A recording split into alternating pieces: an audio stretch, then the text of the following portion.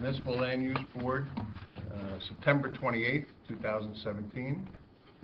A roll call, please. Yes. Councilman Eckrofreda. He's excused. Excused. Mr. Arakelian. Here. Ms. Boland. Here. Dr. Wertz. Mr. Mehrman. Here. Mr. Grasso. Here. Mr. Monroe. Mr. Caslin. Here. Mayor Reno. He's excused. Excused, okay. We have a quorum. We have a quorum. Okay.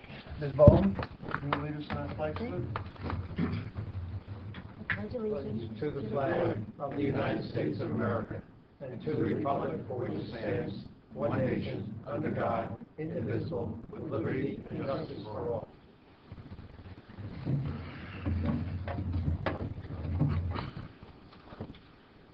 Adequate notice of this meeting has been provided by posting on the bulletin board in Borough Hall, by email to the Ridgewood News, the Record, and by submissions to all persons entitled to same as provided by law of a schedule including the date and time of this meeting.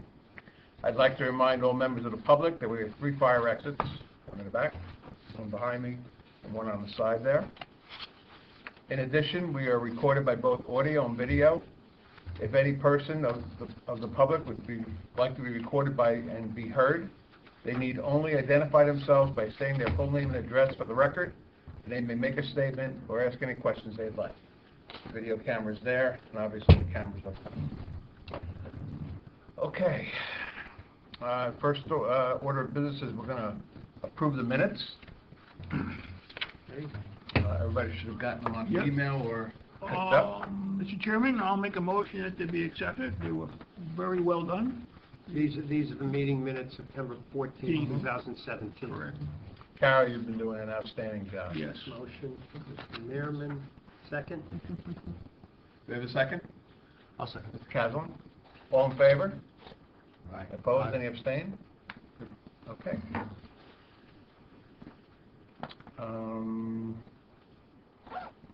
Okay, the first memorialization, we're going to go to 175 Lozier Terrace, Block 210, Lot 8. Last name is Kelm. Now, Mr. Chairman, on that matter for the memorialization, I had asked Mr. Kelm last week, as per the board's directive, to provide a revised plan. I asked him to provide it to us, and we didn't get it until yesterday, and I didn't get it till tonight, so that's why we don't have a resolution for memorialization. Okay. I will have it for the next meeting now that we have the revised plan. Okay. So we'll table that for the next meeting. The next memorialization is 343 Highland Avenue, block 1108-5 and lot 1108, lot 5. And that's for memorialization. Okay. You should have all received that in email as well. Besides the one correction on the secretary's certification on page 6, were there any other changes to that? No. Okay, looks good. Okay. Motion?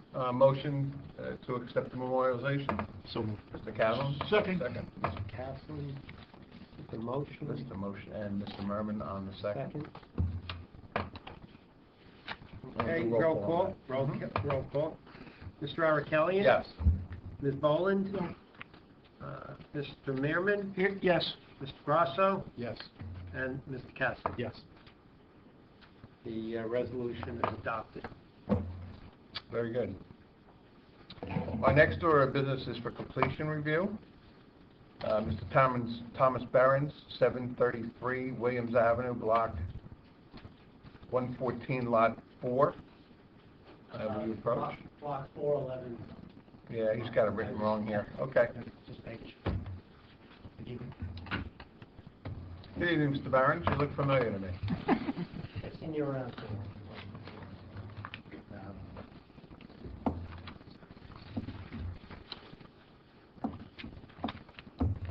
Okay, we should have a copy of his application here. right here, he says proof of service. And if you want to see that. Yes, I do. Oh, I had spoken with Mr. Behrens. I had reviewed his affidavit of service, including the 200-foot letter and also the publication in the record, which was done on September 18, 2017, and the notification provisions of the statute are met, and therefore the board does have jurisdiction to hear this case. Need a motion? No, No? I don't Okay. think so. No, we do, for Oh, completeness. for completeness, but we're not there unless... We're not there we yet. haven't talked about that yet. So I will go to our engineer, our borough, zoning official.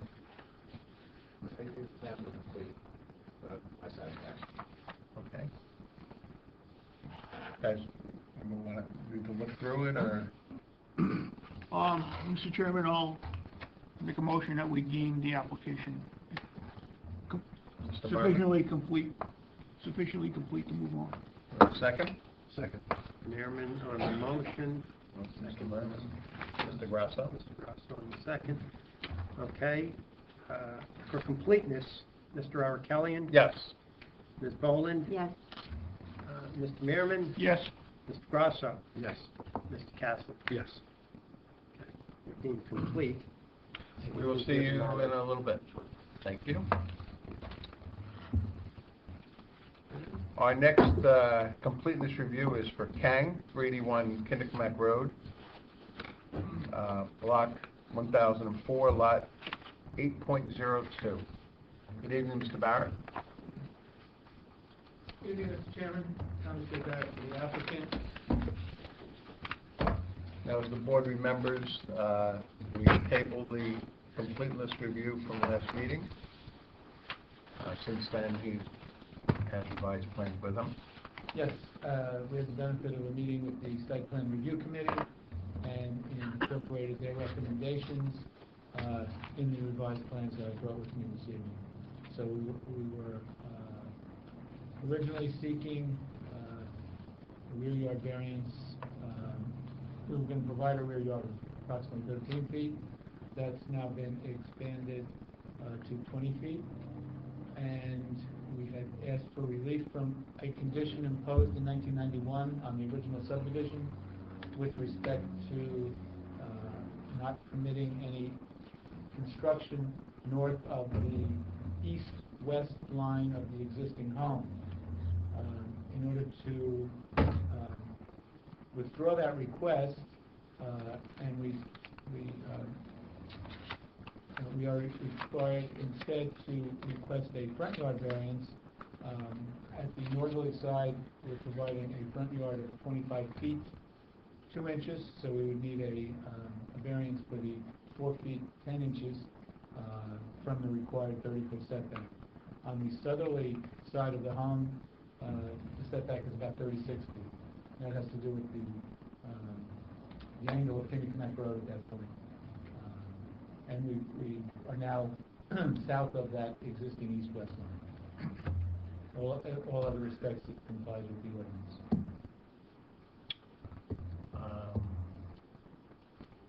Mr. Barrett, you can come join us for this application. Okay. At this point, we had our subcommittee meeting. I think the subcommittee was generally in agreement that that was a better planning alternative. To the extent that the plans should be altered, we can determine that the application can move forward. Okay. Anybody from the board? No, that's as long as we got an altered plan. But in the meantime, can I see one while we progress? Ask if we should distribute them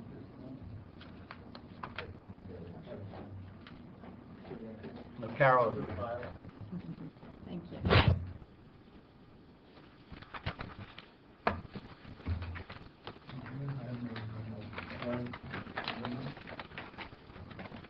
We can share. I think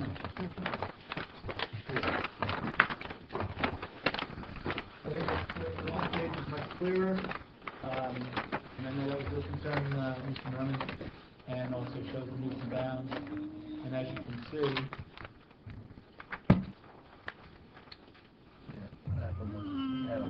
Okay, got it. Shift the house back so it's straight. Okay.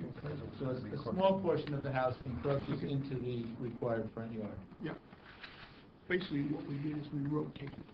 Oh, I didn't do that. Okay.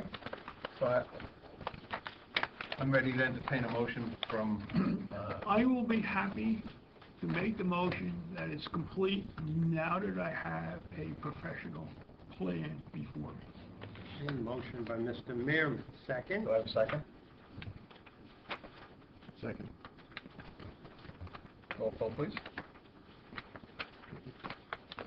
Mr. Kelly, Yes.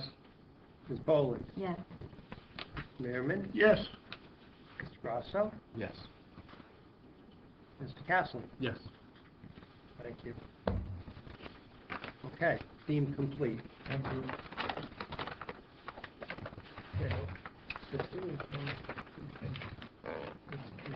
Here's, we had that. What's the matter?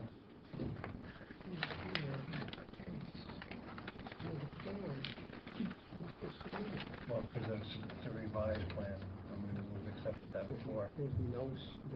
They were originals. So he's submitting a revision.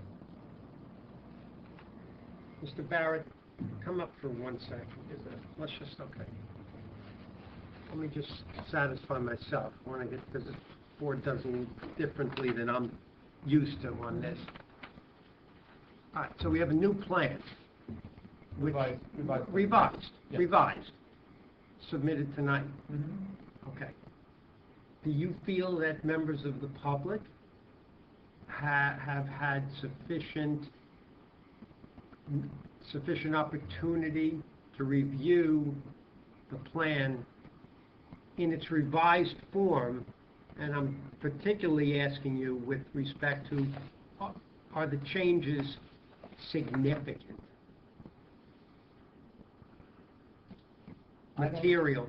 Right, I don't feel the changes are significant, even though we are now required to have a front yard variance. I think that I did notify both of the homeowners who were here at the last meeting, and with whom I spoke after the meeting, about the changes that were made. And I spoke before the meeting, in fact, with former mayor and his wife, with respect to the revisions that were made. So they would have to speak for themselves as to whether they have had sufficient opportunity. Well, I mean, I don't have a problem if the changes in the revised plan is de minimis. I don't really have a problem with that. And it's my feeling that in fact they are, because the only change really is an increase in the provided rear yard and a small decrease in the front yard. And this was the application, correct me if I'm wrong, I didn't read the minutes, where you had noticed for the last meeting, and I deemed your notice sufficient and complete, and we notified all the members of the public that the matter would be heard That's correct. tonight. Okay, all right, so we'll hear from the public if they have any problem. Right. Okay, Thank you. thank you. I just want to comment, the plans, the date didn't change, so you do have to change the revision date. Yes. If somebody goes to look That at it. wasn't noted on I think we should Okay. ask the public if they have I any noticed that objections. myself. And we will when we get to the public portion. As far as hearing it, we haven't had time for, prior to actually. You want to open to the public now? That's what I'm saying, open for All right, now. and see why if don't there's you? any objections. Well, Before you hear the application in the public And portion, before we deem it complete, and let's, before you deem it complete, okay. Well, open we to the already public. voted on completeness. Right. But, Yes, for hearing, right. yeah, let's just say this. With respect to the Kang application, 381 Kinnecamack Road, any members of the public here that are later on going to be heard or want to be heard on that particular application? Well, there are none, Mr. Chairman. Mr. Muscatello. Well, wait, someone is. Mm-hmm. All right, why don't you step up for a second?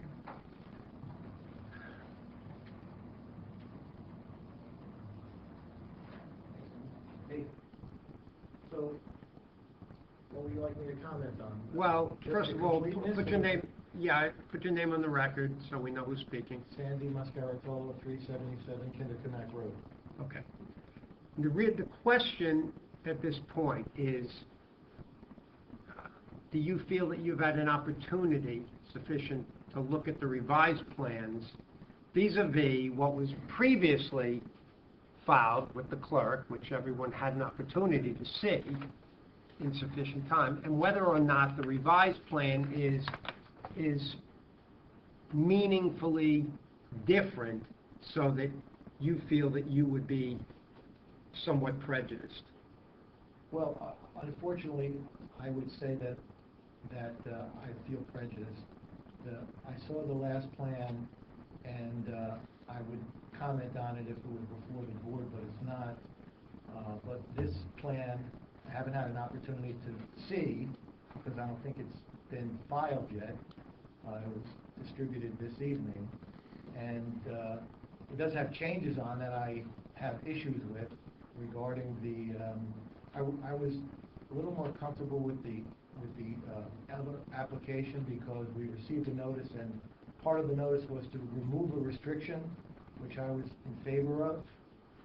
But this application has new variances and still requires the condition that was imposed in 1991 or 1992, which I think should still be removed regarding where the house is situated on the lot. That's the big issue, that I haven't had an opportunity to review this plan, and I would like an opportunity to do so. Do you feel that you could speak with Mr. Barrett? Is it gonna, do you think you need a lot of time to do that, or do you think you could speak with Mr. Barrett while we take another matter, and it would bring you up to speed so that you wouldn't feel, and I'm not trying to put pressure on you. No, I know, but it's not just me, it's if an application is made and notice is sent within 200 feet, and within the notice, it lists the variances that are sought and the conditions that it seeks to change, and then there's a subcommittee meeting, and then recommendations are made, and then the applicant complies with the recommendations, but that requires, 3 or 4 more variances, and then there's no additional notice to the public. I think it becomes an issue. Mr. Barrett, you want to step up and... Why don't you step up and direct yourself to those comments? Well, it's one more variance that's required, and that's for the front yard. My understanding from speaking with Mr. Mascarotola and his wife prior to the meeting is their primary objection is the fact that the proposed home is only 7.5 or 8 feet from the property line, which is where it was with the original application. So that has not changed in any way.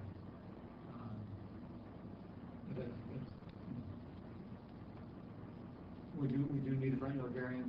My notice did say, though, that for any other variances that may be required, the catch-all, that was in there. I guess the question I would ask Mr. Mascarotola is, if you had a few moments to review the plans, and then you had the opportunity to cross-examine the witness, or cross-examine the attorney and the owner of the property, if that would be sufficient to be able to move this to a hearing tonight?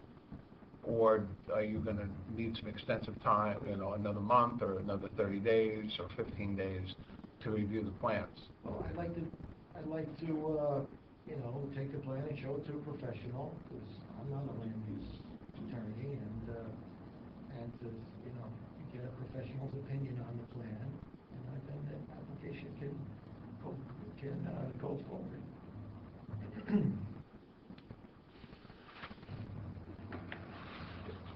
Okay, my recommendation to the board is the following.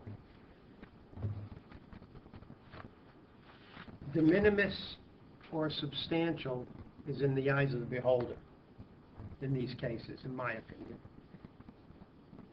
I think that the next door neighbor is entitled to take the plan to an attorney or to a planner or to an expert and prepare his opposition, if any, and I have to agree with that. And when you get revised plans, you know, that are not filed with the clerk 10 days before, I have to say, I don't think the board should be setting that kind of precedent. I just don't. Even though it may be de minimis, and I understand Mr. Barrett's argument, it's de minimis, I get it. But that really isn't, you know, to you, it is legally, maybe, but to a homeowner, a next door neighbor, he's entitled to have it 10 days before. So we can then proceed with the board's next meeting. Absolutely. Which is 14 days away. And I'll give you that plan right now. That's fine. Okay. All right, so is that what, does the board agree with that? That we should, Yes, Give the, especially since the board just also received them. okay, I think it's very important because we're in the same basic position. All right, so in moving forward with this, we've deemed the application complete. So we Complete. don't have to deal with that. Correct. These will be, you'll deliver downstairs tomorrow to the board clerk, their copy, and that will allow Mr. Muscaritolo to pick up a copy. and anyone I'll else? give a And anybody else, yep. I have a copy. I'll give it to him tonight. Mhm. Do you have an extra copy for me? Did I give you one? No. Can I? Thanks. Yeah. But I do. And then again, nobody else will notice. No, absolutely, I was gonna make that, Okay. that's very clear. So, may I do that, Yes, you can. Mr. Chairman? All right, for anyone who's here with respect to the application regarding the property at 381 Kinderkamack Road under the name of Tang, there will not be any further notice. No newspaper, no mailing, phone calls, nothing. This is the public notice, our announcement that the matter will be heard at the next regular public meeting of this body 2 weeks from today, which is what day? Second Thursday of October October. 12th? It is October That's, 12th. I will be away then. Oh, son, You will you're have to sorry, carry you're gonna this have to forward. go to December. Yeah, you're in trouble. Yes. Okay. To be heard October 12th, no further notice. Okay, thank you. And the applicant agrees to time extension. Yes, Mr. Barrett? Yes. Good idea. Okay. Thank you. That's why we keep them That's around. why he's here. Okay, so check that. And then we are done with our work session. So I'd like a motion to close the work session. So moved. Second. Second. Mr. Haslam. Merman, all in favor? All Aye. opposed, any abstained? Okay. That is out of the way. Okay. Okay. It is now 8 o'clock. Perfect time. Yep. Call this meeting in order of the regular meeting of the River Edge Municipal Land Use Board, September 28th, 2017, is 8 p.m. Roll call, please. Yes. Mr. Arkelian? Yes. Ms. Boland? Yes. Dr. Gewirtz? Mr. Meerman? Here. Mr. Grasso? Here. Mr. Monroe still absent. Mr. Caslin? Here. Mayor Mignon, excused. Mayor Mignon and And Councilman Councilman. Aquafina are excused. And we do have a quorum. Very good. Okay.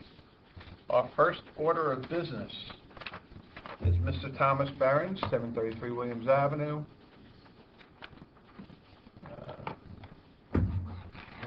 Again, he's got the block and lot connected here, 411-4, is that it? 411-4. Okay. Good evening, Mr. Barron. Good evening. Welcome back. Okay.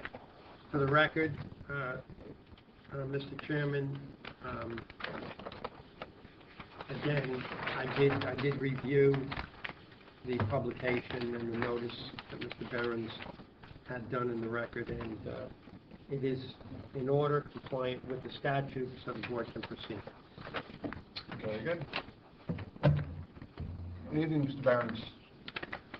Please just state your name, address, and have a seat.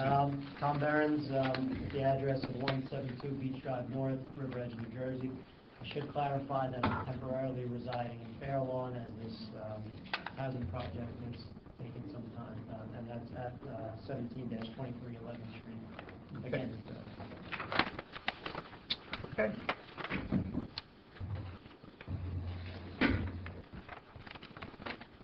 And as the board knows full well, I do happen to be a licensed professional planner in the state of New Jersey, professional license number 6323, and also a member of the American Institute of Certified Planners.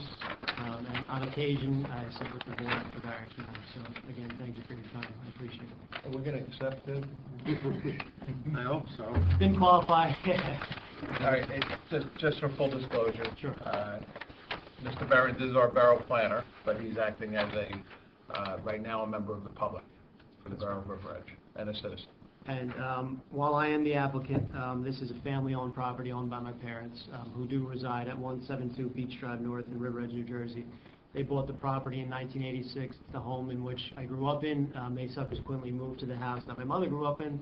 The house has been vacant for a number of years, and so now that I've started my own family, we're looking for, it became an opportunity for us, and we're looking forward to moving back into the borough. And again, the property is identified as Block 411, Lot 4 in Borough Tax Records. It is in the R1 zone, located at 733 Williams Avenue, a block that most of you have either never heard of or probably been on before. I have. With the exception of a few of you.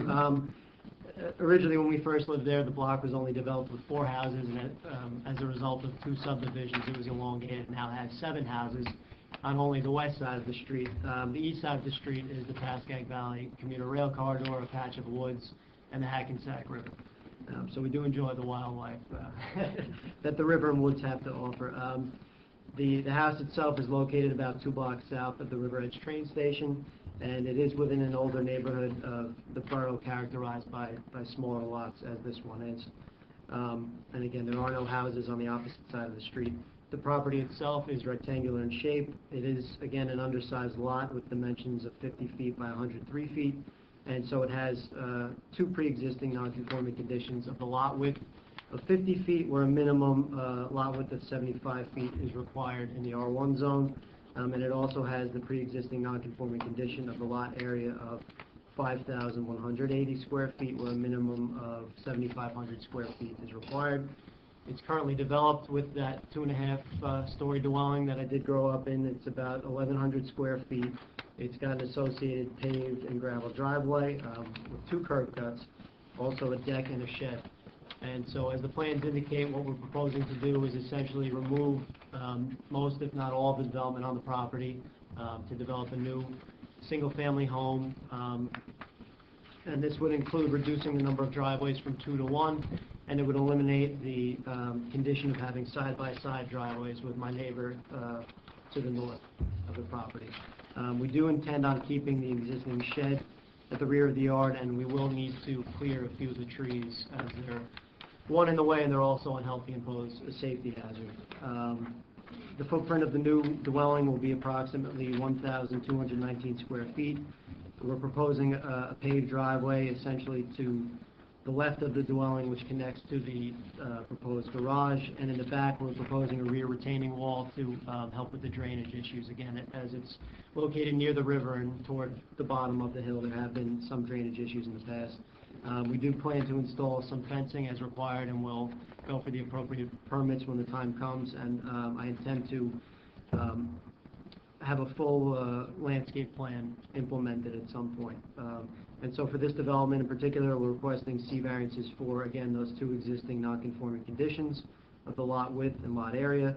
And now we're also requesting a front yard setback variance of 26 feet, where a minimum of 30 feet is required, and also a maximum lot coverage variance of, we're proposing 38.82%, where a maximum of 35% is permitted. And in addressing the statutory criteria and the basis for the impervious coverage variance, the C1 criteria or physical features test applies, which refers to the exceptional narrowness, shallowness, or shape of the property. As I've mentioned, the lot is undersized with a lot width of 50 feet and area of 5,180 square feet, which is both the lot width and lot area about 2/3 of the respective conforming conditions. And really it boils down to, I guess, the need for a wider driveway, and part of this need stems from that cars are not able to be parked on the street for certain hours of the day, and this is to discourage basically trained commuters who don't live there. We've even gotten tickets for them over the years, so it's just a problem we'd like to avoid entirely. If I could have helped it, for obvious reasons, I would have avoided variance relief altogether, but this just seemed like the best way to develop the property in keeping with the neighborhood and just improving the property in general. And the wider driveway is also consistent with 3 of the other homes on the block. And with regard to the basis for the front yard setback, the C2 criteria or the public benefits test applies, which states the granting of the variance will advance the intents and purposes of the MLUL, the municipal land use law, and that the benefits will substantially outweigh any potential detriments. Again, we're proposing a front yard setback of 26 feet, where a minimum of 30 feet is required. This will actually bring the property into greater conformance, as the current front yard setback is only about 10.5 square feet, and the 26 feet setback that we're proposing is actually greater than the block average of about 23.4 feet. And it's even greater than on the reverse of the property along Center Avenue. The average is about 15 to 17 feet front yard setback. So it is consistent with the neighborhood character. And this block is such that there are no sidewalks, there probably are never sidewalks, so functionally and visibly from the point of the curb to the house is actually 36 feet. So we'll almost serve as that, in a way, that 30-foot buffer that's required in the R1 zone. And really, that figure of 4 feet is not arbitrary. The purpose is so that we can stack 2 cars with a little bit of room in front of the driveways. And it also provides some relief to the properties on the block with non-conforming front yard setbacks as well, so that they don't necessarily stick out as our house does now. And again, we just feel that this is a more balanced approach to development of the property. It's consistent with the established character of the neighborhood. In addressing the negative criteria, the variance relief can be granted without any substantial detriment to the public good. It will not substantially impair the intents and purposes of the master plan or borough zoning ordinance. It represents a significant upgrade to the housing stock, or to the property, I should say, and the housing stock. With a modern dwelling and modern facilities, the current house is about 100 years old with really, and substandard in almost any way you could imagine. It started out as a rehab project. Basically all that we could say were the studs and the brick foundation, which I think was like a 6.5-foot ceiling height. And so it was just a total gut job, and it got to be as expensive as building a new home, and here we are. And the development proposal does advance several purposes of the MLUL, including Purpose A, to guide the appropriate use or development of all lands in the state. Purpose E, to promote the establishment of appropriate population densities, and Purpose I, to promote a desirable visual element. It's also consistent with the borough's 2009 Master Plan Reexamination Report, which has the goal of maintaining the viability of established neighborhoods. So again, just in summary, the development is a major improvement to the property. I know it's being welcomed by the neighbors. I don't think any of them are here tonight, but they've all given their support in one way or another over time. Again, it brings the property into greater conformance with respect to the front yard setback. It's consistent with the surrounding development pattern, and in my opinion, the statutory criteria for variance relief has been satisfied for the relief being sought. I'd be glad to answer any questions. Thank you, Mr. Behrens. Let's go first to Mr. Skirvitz. Good evening, sir. Good evening. If you push the house back further, make it 30-foot setback, then you're going to increase the driveway, which would increase the impervious coverage request. Is that correct? That is true. And the original house, said it was only 10 or 11 feet setback, so you're improving on a pre-existing non-conforming condition. You're coming more into compliance. That's correct. Is that correct? That's correct. And again, we are reducing it from the 2 curb cuts to 1. Currently, there's about a 3-car macadam driveway and 1.5 to 2-car gravel driveway. So it'll be reduced to 1, and we won't have the side-by-side condition any longer with our neighbor to the north. And if you take the square footage of the house at 2.5 stories, it's not gigantic. It's what would you say? A typical size new home. In other words, it's at 25% of a small lot. Yes, of a small, so it's considerably smaller than our neighbors' homes, which have conforming lots, Right. by a long shot. And it's somewhat modest. Part of the challenge was that my father-in-law will be moving in with us, and he's got a handicap situation, so it's not part of the variance criteria, but that was the need for the first floor bedroom, and so that's why we've kind of maximized the footprint, but it's still modest. And the reason we went with the narrow and deep as opposed to the wide and shallow was that it would give a little more space to our neighbors, and it just seemed like a better development alternative. So their lot is almost 25%, or actually over 30% smaller than the lot here. Exactly. It's about 2/3 of conforming. Correct. 33% small. No more comments. Okay, I'll start with the left side of the dais. The application seemed very thorough. I don't have any questions. Rasa? No questions. I have a question, but I think it's already been mentioned. Sure. The lot width is what's really driving the impervious coverage. Exactly. If it was a Because it's only conforming lot, 50 it was feet, yes, correct. 10% less than what's Correct. You really wouldn't be here on that if it was the stated 75. You have 50, and that's what's driving that variance. And I might add, if you had a lot, but minimum, then you'd be able to push the house back into the front yard Right. setback. So you wouldn't be Right. I would have been fully conforming, and I would have made an effort to be fully conforming. So, yeah, it is a true hardship. Exactly. I do think to some extent it falls under the C1 Okay. criteria. And just for the record, those who have not been down on this street, William Street, it is a cul-de-sac, so there is no through traffic. I believe this, if I recall, about only seven There's 7 houses. 7 houses, and one of them is on the cul-de-sac. So That's correct. basically, when your front yard variance, you're moving, like you said, the building further in, which would be closer to the alignment with the existing ones. Exactly. Okay, just for the record. Okay. That's it. Great testimony. I wish everybody was like this. If you're a quick That wasn't runner, too it's fast. great for commute, right? What's that? If you're a quick runner, you're great for the commute. Yeah, I used to make it. Even though you're so close, you still end up running through the train sometimes. Any more comments from the board? Yeah, fine. Mr. Gervitz, any more comments from yourself? Sir? You have any comments? How many total square feet will the new home have? I know the footprint you said is 1,219. Have you done the That's the calculation? footprint the architect had, so it's 1219 with the covered porch, so 1249. 1,200? No. No. It's got to be the second floor has to. I'm sorry, I square mean, footage of the the home. total, I thought you yeah, meant the total. The total, let's see,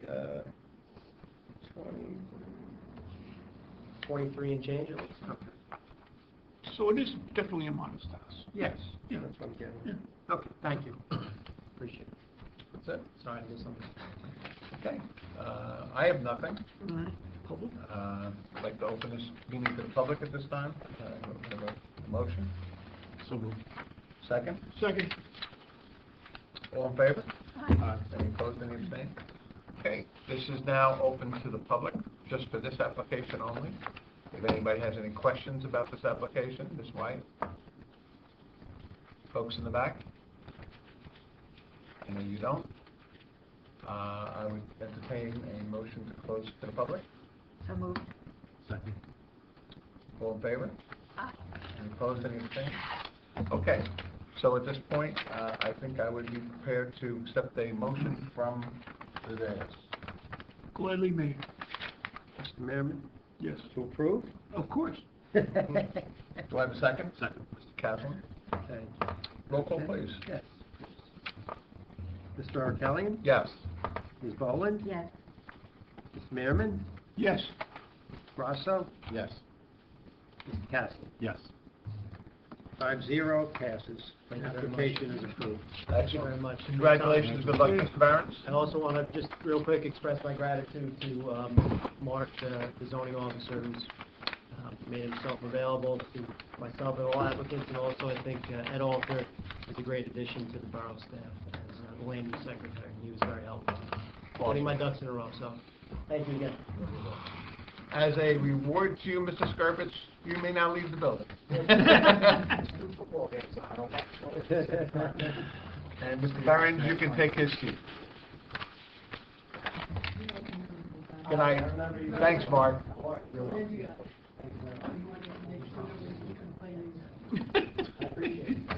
Again, to make sure nobody was against it. Stick together down there. You don't snow for us. You gotta be there. He is a fine addition to the community, that's for sure, and we're proud to have him up here. All righty. Moving right along. We are going to go to 65 Route 4 East, block 1417, Lot 1. And this is for a variance for signs, or could be signs. I'm going to start real quick just with quick reports from the Site Plan Review Committee.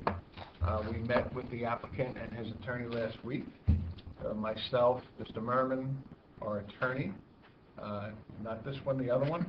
The big boy. The one who actually knows something. And also our planner. So we discussed about some revisions on the sign. I believe that there were some requests that were made that I guess will be addressed by Mr.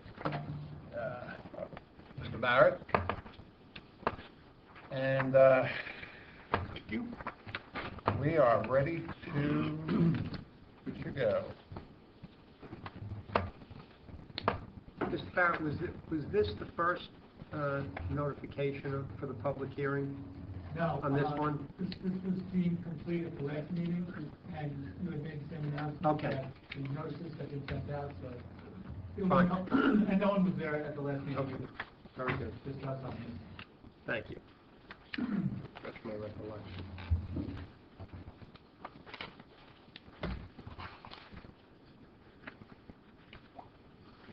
Okay. Who is this? Good evening, Thomas J. Barrett for the applicant. As Mr. Arkelian pointed out, we did have the benefit of a meeting with the Site Plan Review Committee, and certain suggestions were made, which included the elimination of one of the proposed signs, that which would have been on the westerly facade.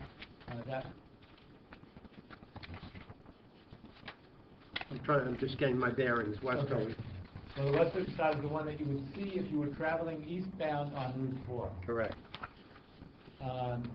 So after much discussion, it was agreed to eliminate that sign, and the sign on the northerly facade is as originally proposed, which is shown on the plans. The current freestanding sign will be removed as was originally proposed. It was also pointed out to us that there were actually two addresses on the elevator. On the elevator. Just stairs here. And so the lower numerals are being removed. They were about 10 feet above grade, and so about the same color as the building, very hard to see anyway. And the other ones, which are at a higher elevation, will remain. And there was a determination made that those do not count towards the total signage anyway. And then the existing tenant sign will also remain, which is above the address. So we've actually reduced the application almost in half in terms of the size of the sign as being proposed. So at this point, I'd like to call upon the property owner, Mr. Broderick, to go over some testimony. I also have with us the sign person and a planner, just to give the board the benefit of their testimony and justification for the variances that we are seeking. Mr. Broderick, do you swear the testimony you're about to give will be the truth, the whole truth, and nothing but the truth? Yes, sir. Thank you. Just state the name for the record again. Brandon Broderick. Proceed. Good evening, Mr. Broderick. Good evening. Good to see you again. So if you could just tell the board, as you did the review committee, why you feel that this sign is necessary at this location. So primarily the concern, or the initial concern, the primary concern is obviously we have many clients traveling all over the northern part of the state, and to access the building, we would need them, especially coming from the east heading west, they would need to observe the building prior to the exit. There's a Grand Street exit that is at least 1,000 feet from the building, and the exit's on the right. So both the height and size of the sign we feel is best due to visibility. And as you know, this particular building is not only on the highway, but it's set back by a service road. So I'm traveling west on Route 4. I'm gonna see your sign. Yes, heading from the bridge towards the malls. Okay. You would see And the where's the, if I want to get to your office, where do I turn off of Route 4? So our exit is the River Edge Grand Street exit, which is prior to the building. So the idea is that obviously... You have to see it. It's the Kinderkamak. No? I think Isn't that how you get underneath? right. I think it's identified as Grand, Okay. and so you Grand to Kinderkamak, and then Okay. Yeah. under Route 4. Right, all right. No. Okay, so you have to see it, because number one, you're traveling at a fairly decent rate of speed on Route 4. Well, it's a highway, yes. So It's a highway. So you're 55 plus, and then the idea is that you have to see it before you actually... You have to see the building before you hit the exit. Right, and the exit is approximately how many feet, linear feet, would you say, be if you were perpendicular across Route 4 to your building? If I understand you correctly, to actually get the exit properly without having to cross over a solid white line, you would have to make that decision thousands of feet, probably Right. 2,000 feet, maybe even more before you do that. And then, if you miss it, you're then turning around and traveling like another 2 miles loop-de-loop. Well, you have to go up to Park. Cars. Yeah. Which I agree is some way away, and you can get lost there also. Okay.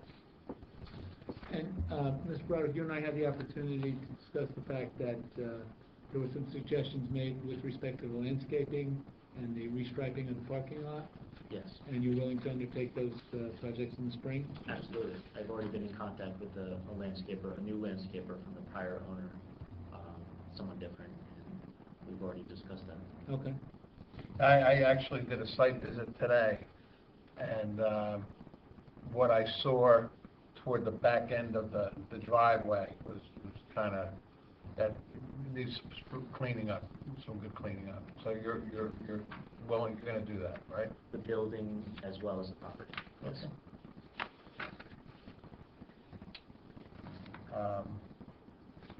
Members of the board, let me start with our planner. So based on our discussion at the subcommittee meeting, basically, reiterate a lot of what the applicant said, is that that westerly facing sign was basically relocated to be in a more visible location, and it's really consistent with what's already there. And the other sign is probably in its best location, and it needs to be the size that it is so that it can be seen in order to be, make that turning movement well in advance of when you need to make it. And so it's partially a safety reason in that respect. They just seem to be better alternatives. I think there was the question of that one existing sign, whether or not it would remain, or I'm not sure if I heard what the one tenant. Well, the sign is remaining. So there'll be two signs on the elevator shaft? Yes. Well, the two, well, There'll be the address. Correct. And there's the existing wall for That's instead. that'll stay, and so then we'll have the Broderick sign. No. The Broderick sign is on the other building, on the other side from where the shaft is. Where he's got the temporary sign up now. So you're only doing one Broderick sign? I'm a little Yes, and in the future, it's very possible that Mr. Broderick will replace the Hartman sign with an additional Broderick sign. Okay. In the same, Footprint. size, et cetera. I misunderstood then. So in that case, they're really just adding that one particular sign. There was the question of the illumination. We're proposing channel letters with LED backlighting. The borough typically... We do have the sign in here, so I think you can probably better address that. Okay. Anybody, what was discussed so far? Fine. I just want to hear from the witnesses regarding the traffic safety, and I want to hear about the illumination. And I guess you have experts for that. We have a planner and we have the sign Can the representative. planner testify as to the safety for the location? I believe so. All right, let's see. Well, when they put them on, we'll Right. listen. Okay. Anybody have any questions for this particular witness? Okay. There's no sense in open to the public, because there's nobody here. So we will proceed. Mr. Barrett? Thank you. See.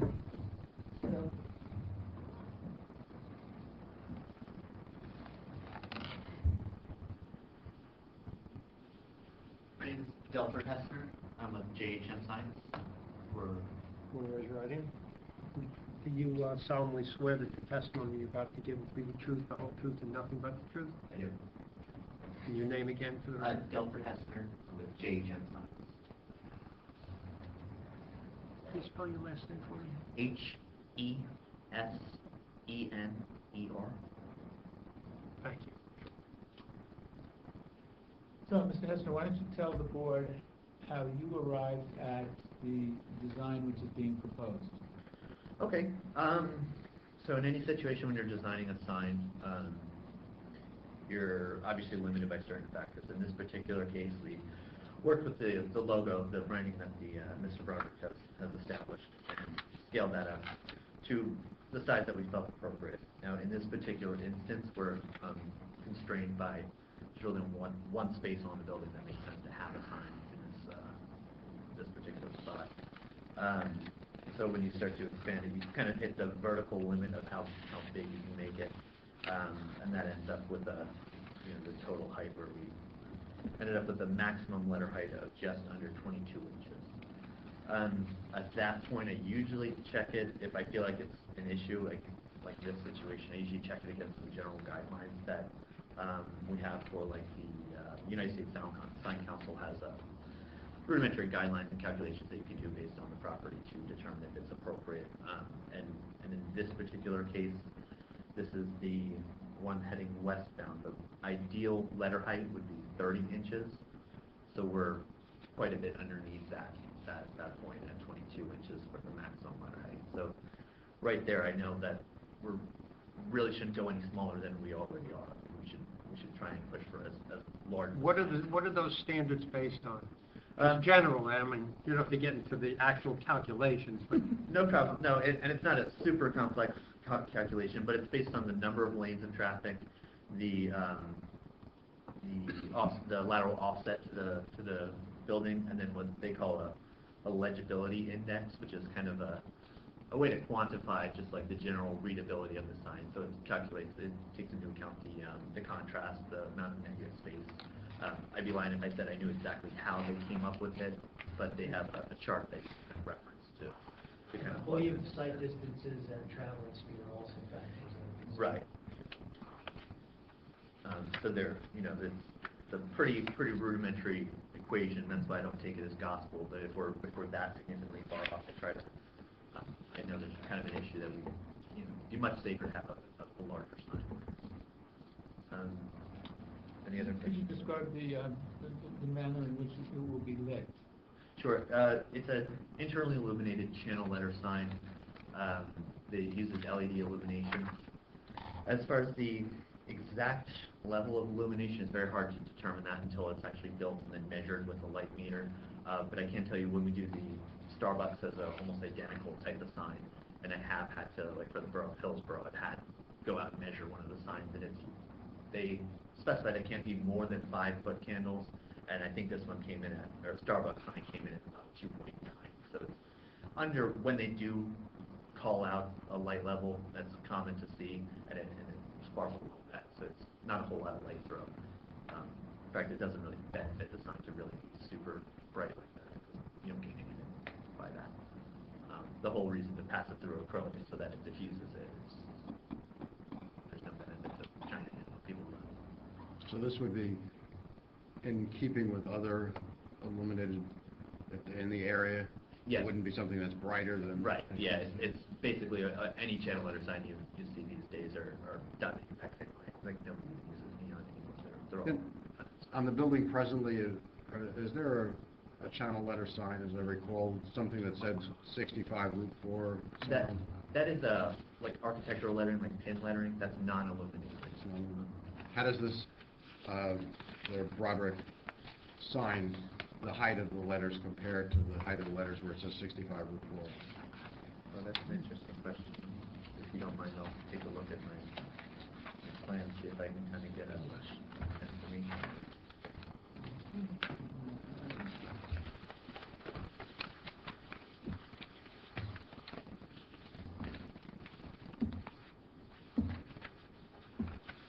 Mr. Barron, while they're researching that, can you take a look at the ordinance and see if we have the candle power? I believe we do within our ordinance.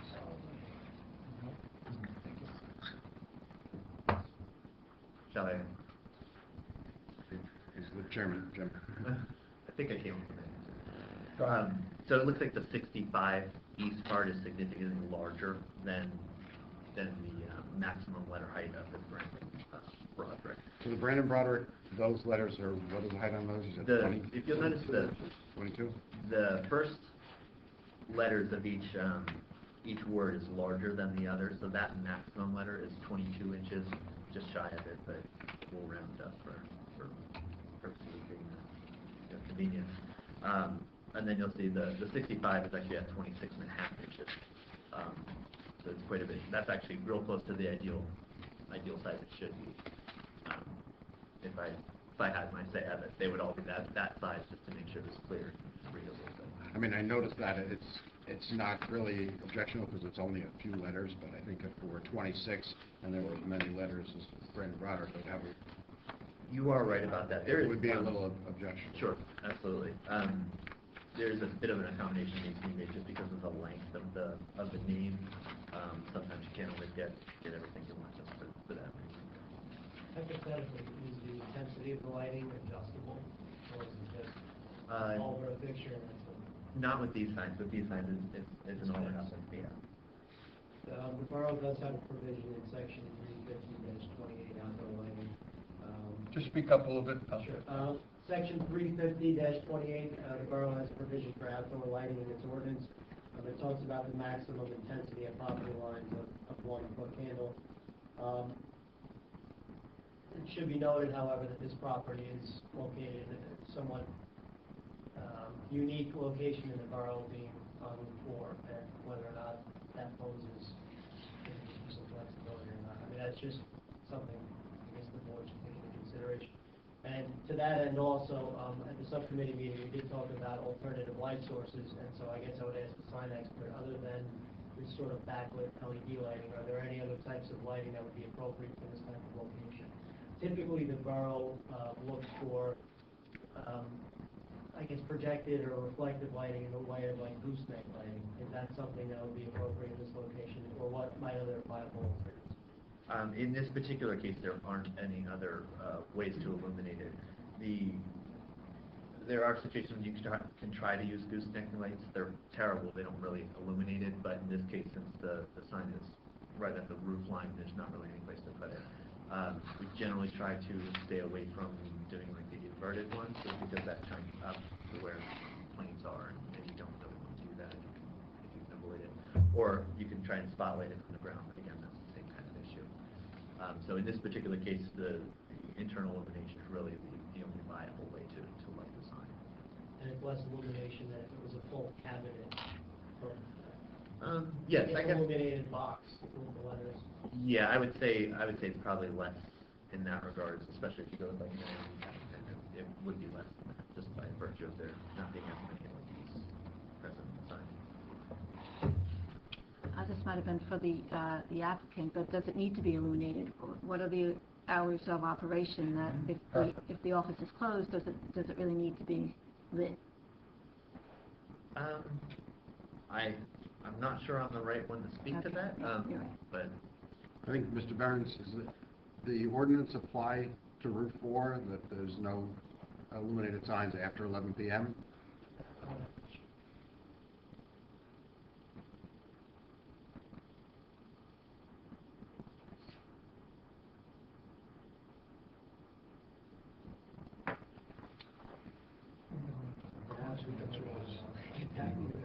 Yeah. We can step forward. You can speak to your hours of operation. well, they vary. So we have probably a third of the staff that are there until 7 or 7:30, and then of course we have appointments we make ourselves available for our clients who work during the day. I've had appointments as late as 8 or 9 o'clock. And then, the concern is obviously with the seasons changing. And no Sunday operations, correct? I'm working Sunday. There will be no operations. I'm gonna work on Sunday. He's an attorney. Of course he works on Sundays. It's the ballot if we work on Sundays. Okay. I thank you. Thank you. It says, let's see, section 416-48, subsection B, all business signs and spotlights and floodlights used to illuminate any sign shall be extinguished by 11 p.m. On the close of business, service by signs 11, whichever last occurs. Well, would this be on 24/7? Question. It doesn't have to be. And it's not something, usually it's on a timer or something, if anything, but that's usually something an electrician does at the start. And the next question is for Mr. Behrens. Well, actually for the board. Does it really matter? Well, does it even matter to the client? It doesn't seem like the client needs it, so why not let us Well, if it can be conform? regulated? Yeah, I would like to see it conform to the ordinance. Yeah, let us conform. That's what the ordinance says. Yeah, he is. The ordinance says signs have to go off, lighted signs after 11, you said, or the close of business, Yeah, whichever is last, whichever's later. whichever's last. Up until 11 p.m. I think it's safe to assume that 11 o'clock would be the time that the light should go out. I think that was done to coincide because the 24-hour ordinance, nothing's allowed to be, doesn't be open after 11. That's not true. Wow. Down in that area of town, they are. Oh, okay, because it's south Right. of Main Street. Okay, stand corrected. I don't have an answer to it, but I'm wondering about the other properties along the four. Obviously, they're different and of a different use category, but whether or not they... I would see no reason why the light should be on after 11 o'clock at night. You're all right with that? I agree. I see no reason why we wouldn't be occupying the office. Yeah. That would be seen clients. And you can operate this and regulate it so it goes up It can be arranged that it runs on a timer. Okay. You got that? Mm-hmm. Good. I continue, I'm sorry. Did you have anything else? Questions, from the board, if any? Let's go to our professional first. Anything? I think you answered the questions I had about illumination and alternatives. So I guess it's up to the board. It certainly represents a modern form of illumination, but given that it's in the location that it is, I guess the board can determine it as well. Left side? I am definitely uncomfortable with the size of the sign, and especially when it's lit. So I would want to restrict it as far as the hours, absolutely. Preferably close a business. But I'm sorry, was it later than close? Whichever was later. 11 or later, which might Or be later, like okay. a restaurant that stays open, probably to safety or business. Okay. I believe the applicant agreed to 11 p.m. Did you? Yes, okay. That's just, it's a little uncomfortable with the size. Well, elaborate on that. What It just, I just see it, just, I was kind of thinking the letter coloring. Maybe, would there be a softer option than that bright white? Well, the color is kind of consistent with his branding. I don't know if you've seen his signs around, but it's like a black background with the white lettering, so if that'll possibly... But this is not a branding issue. You stated that it was a safety issue. So the branding shouldn't really matter, correct? Well, the branding does matter to Mr. Broderick, obviously, wants to stay consistent with, for him to suddenly have his name appear in red. But the sign itself, and I'm not saying it has to go red, but the sign itself is there for safety reasons. Sure. That was your testimony, correct? That is one of the factors, sure. Okay, so it's not the branding of the sign so much is not as important as a safety issue. So what I'm saying is, I'm good with what we're discussing here, but this is my first opportunity to see the white against the brown building.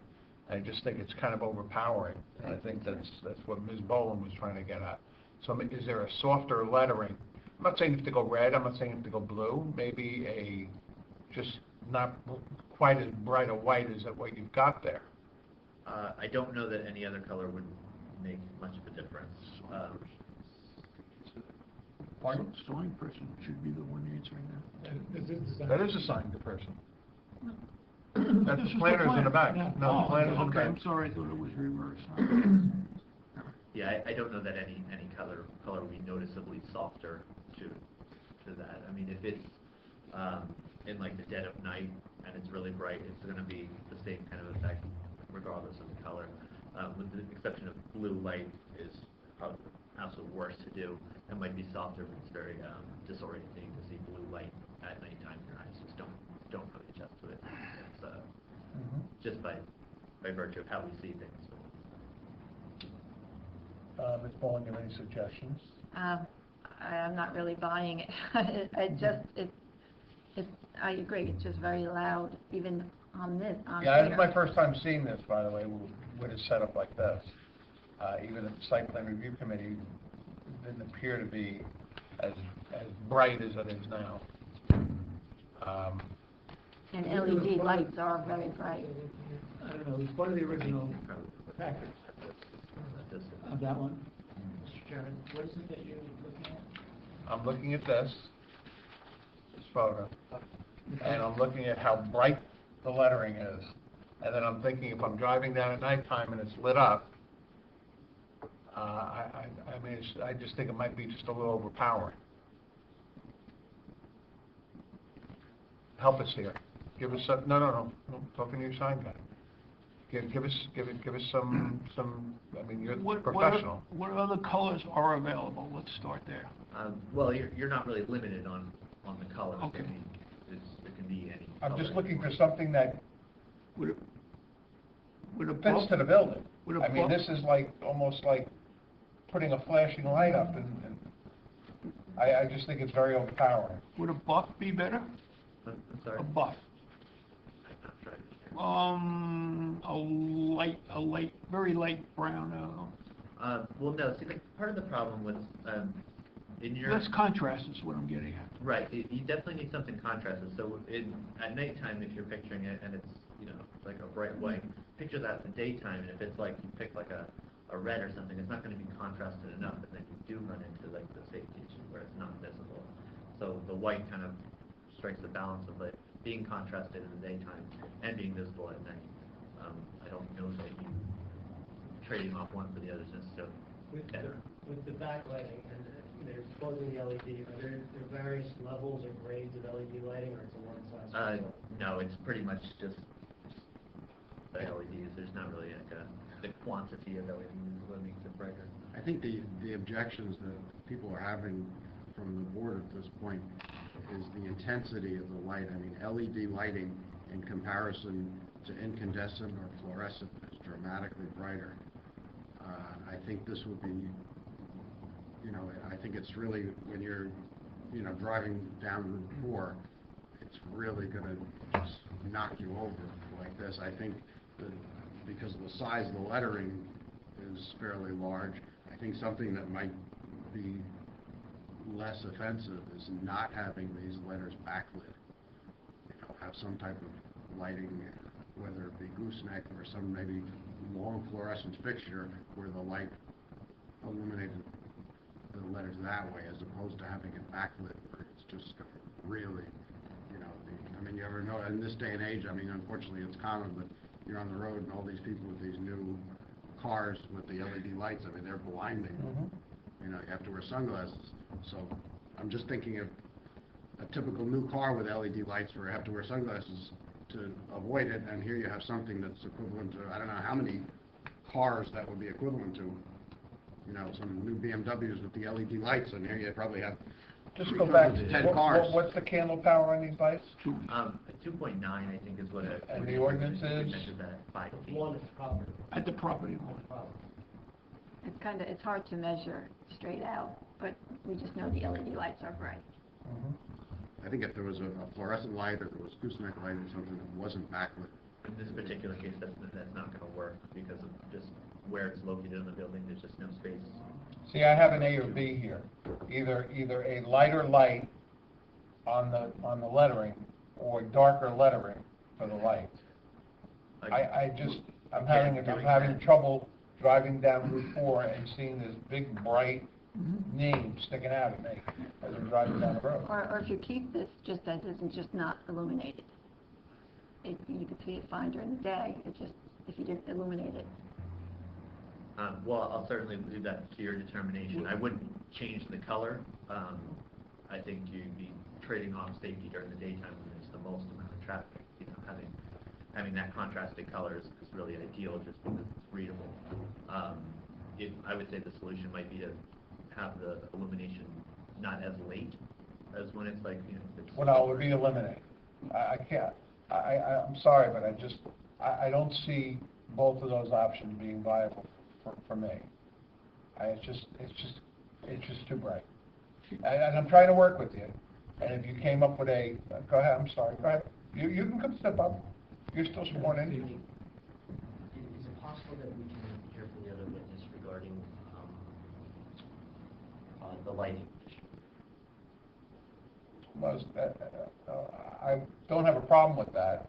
And let's just finish up with your sign guy, and then we'll bring her up. I mean, you have to understand, as you're looking down the road, and you're seeing this popping out at you, with that color sign and with the brightness that's going to be coming out of it, it's going to, you know, it's just going to be overwhelming. It's not going to fit with anything. Like even some of the chains that are on Route 4 aren't going to be that bright. In the sense that the brightness is based on the candle power and not the color. I mean, in other words, you could, and we know in our own homes, but I'm not an expert, I can't speak to that. Mr. Chairman, could I suggest that as the ordinance requires, the candle towers can be measured at the property line, if it's within the ordinance. That's, Well, the size of the sign is not within the ordinance, so you can't compare it that way. That part of the ordinance is really meant for parking fields. Parking fields rather than signs. The foot candle measurement at the property line was really intended, I believe, for parking lots rather From than the signs. sign up, so far high up. Yeah. Let's go back to the color for a second. Rather than having a white that this appears to be, is it possible to get something like the ceiling color, which is an off-white? I suppose you could. I don't know that'd give you too much. Well, I think you it would mind if I reduce said the that? contrast. Right. Right now, you have you can't get more contrast than what you've got there, unless you want to go silver or gold. Or pink. So, yeah. What I'm asking for is just very simple, just to dim down the contrast. And certainly, as a sign professional, you have to have run across this before. No, actually, I disagree. You see the sign all the time. It's not a special sign. This is the same sign that you see all the time. It's not, I've never seen a sign. It might look like that in the rendering, but like you see this sign all the time. There's no. This isn't we're not building it in a special way or unique way. Like everybody, Burger King, McDonald's, all their signs are built the same way. It's not. So like if it was that big of a problem, you would have noticed it already. Drive it down any time. I did notice it today when I went there.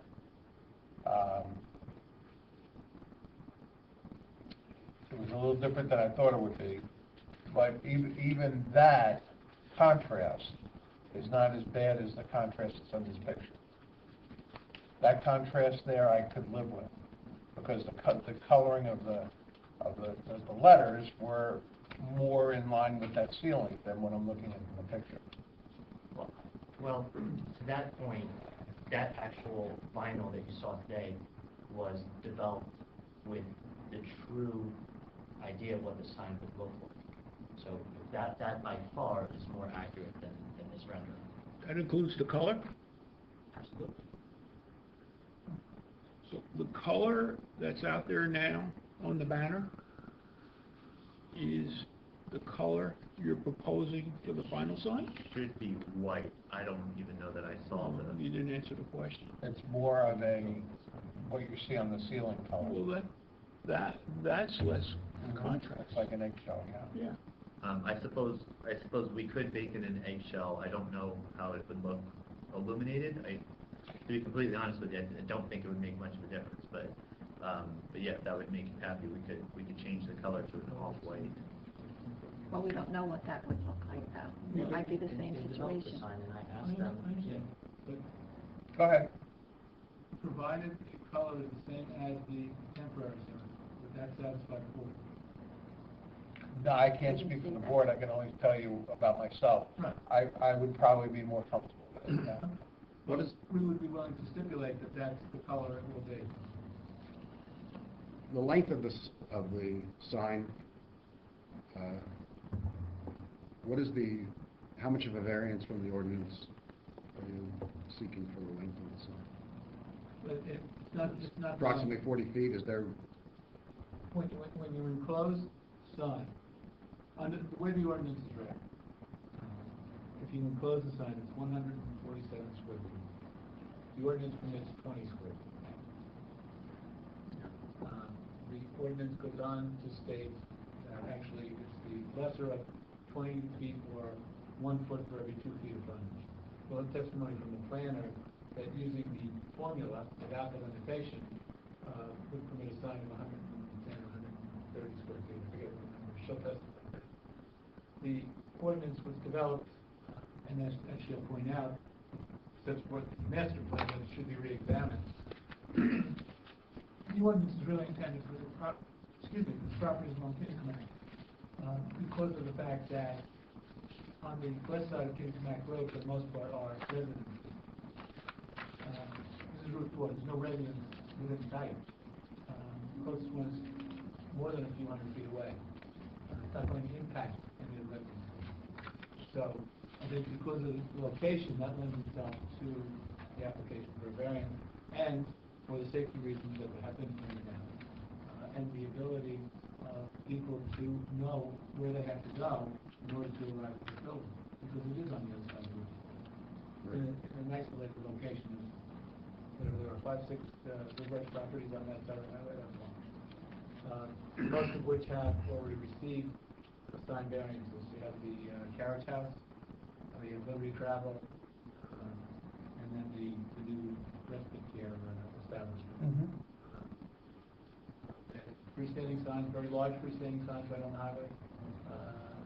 So again, it's a unique location, and that lends itself to the application for variance. Okay. Why don't we hear from the planner, see if she's got this? Can I just, Sure. got it by the right side over here. For the record. Yeah. From the standpoint of safety for westbound traffic, is there a better location on that facade for the sign? No, that would be the ideal location Okay. for that frontage. Okay. That's what I wanted to hear. The sign is just visible if you're traveling westbound. There's a large sign, the traffic signs. Just as you reach that point of those signs that span the road, that's about the first point where the sign is visible, and that would be the first So it's point almost of totally where it done. would be visible. Okay, yield. No questions. Okay, stay close. Okay.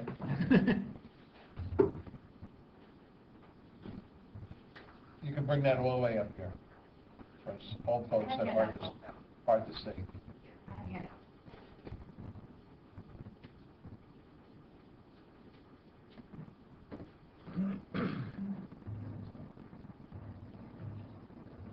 Do you swear that the testimony you're about to give will be the truth, the whole truth, and nothing but? Yes, I do. Thank you. And Her name? the name, and then spell it for the record? Yes, Mia Petrou, P-E-T-R-O-U, on behalf of tenants OCHAB Associates, O-C-H-A-B, 12-16 Fairlawn Avenue, Fairlawn, New Jersey. Do you know your license number offhand? Yes, 5694. Great. And I believe you appeared before this board before? The zoning board, yes. Okay. That would be somebody different Don't know that. until today. Did you wish to hear qualifications? Sure. Yes, I am a licensed planner in the state of New Jersey. I mentioned my license number previously. I'm also nationally certified by the American Institute of Certified Planners. I've been a practicing planner for just under 20 years, about 19 and a half. I received my Master of City and Regional Planning from Rutgers University Blasting School. I also received my undergraduate at Rutgers College. I've appeared before several boards throughout northern New Jersey on various types of applications, including signage, and several of them in Paramus as well. So I do recognize the signage needs alongside the applications concerning that. Board satisfied with the qualifications? Sounds good. Thank you. Well, as part of my testimony this evening, I have reviewed the plans before the board correspondence. I've reviewed the ordinance and master plan of the borough, and I've also conducted a site inspection. I have prepared some photos as a result of those inspections, and an aerial exhibit that I'll be referring to in the course of my testimony, if you'd like to mark them. Let's just, I guess the original sign proposal should be A1, Mr. yeah, that was not part of your original application, right? Well, this is the revised. This is revised, okay, so A1, and what's the date of revision, Mr. Barrett? Just September 25? Yeah. Yes. Okay.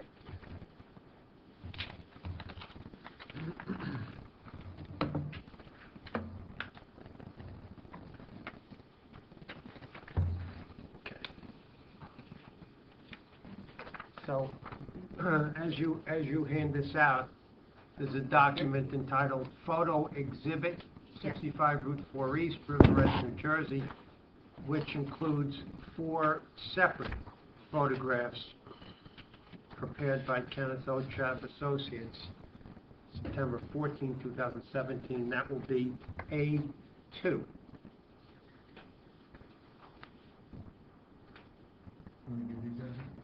Yes. All right, then we have, what we want, A3. This is an aerial exhibit.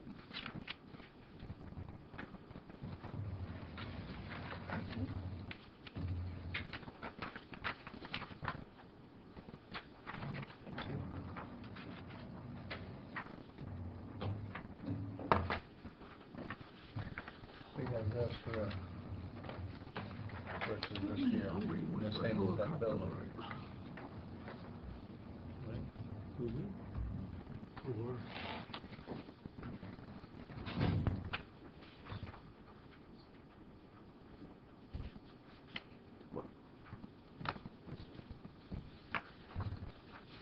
I mean, it's a lot, it's considerable contrast there. May I proceed? Go ahead. Okay, so first referencing Exhibit A3, which is the aerial exhibit, just to give us an idea of situationally where we're located along Route 4. The subject property, as you've heard, is located on the eastbound side of Route 4. However, it is on the service road portion, as I like to call it. It's not within the main part of the roadway. It is centrally located in the aerial exhibit. It has a very faint 65 NG4 taken from the Google aerial map of the subject property. So eastbound is running from left to right across the top lanes. Westbound is below the divider, heading towards the right out of the exhibit. Its site is currently improved, as you can see, with an existing two-story office building above a grade level of parking, and it does contain the existing signs, as you can sort of see in Exhibit A2, Photo A. This photo is taken from the westbound direction from Route 4. It's actually taken just where the exit comes in off of Route 4 to get off our Kinder Command. And you can see the existing address numerals of 65E on Photo A and the existing tenant sign just above that location. Photo B shows the existing westerly elevation, so that's what you would see driving eastbound, actually not driving eastbound, but standing across the street on Grand Street. The property is a corner lot with frontage on Grand Street, which goes one way northbound onto Route 4 at that location. Photo C shows a view taken from just outside that westerly elevation of the property, looking towards Route 4. So there's a bus stop and a frame dwelling just across the street. This is across Grand. So this is towards the west. And you can see the pedestrian overpass at that location across Route 4. And then Photo D shows a view right across Route 4, so towards the north is two other existing commercial buildings with frontage along Route 4, and some of the existing signage there, which I will reference during the course of my testimony. But that gives us a general feel as to the immediate vicinity of what's going on at this location. To get into some numbers, the applicant is proposing to retain the existing tenant sign in Photo A, which is with the white box. That has a dimension of about 45.2 square feet. For the record, the applicant is proposing to remove the existing ground sign that's at the premises, and is proposing to retain the existing address numeral signage. To that 45 square foot sign, we are proposing the proposed 147.4 square foot wall sign for Brandon Broderick.